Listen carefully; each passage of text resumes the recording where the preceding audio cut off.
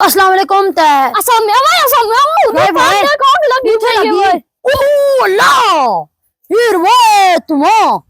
अग लगी है वो जालम आग लगी है इसन में भाई कशना मैं आसमान ने सैर करी है इसनो कितनी आग लगी वो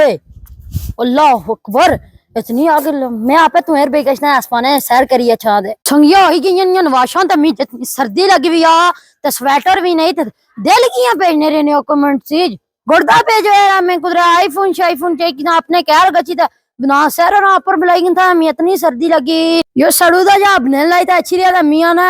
तड़े अमी और ने से बने देने मैं आया चल फिर आंदा तू देखेगी नहीं ताड़े ना बस दोस्ती खत्म भाई पाकिस्तान ते साउथ अफ्रीका ना मैच ही था बाबरे में फोन मारी ता आना संगिया मैं ता आई 3700 स्कोर मार सकता यार स्कोर मारी ता आउट आई मैं दोस्तां ही आया था आई तुसा फहरा मारी है छक्के दा ठीक आ ते ना मारे नहीं आई में से बिरयानी खासा मड़ा बाबरा बाबरा बाबरा मजाक तो नहीं कही बाबर आजम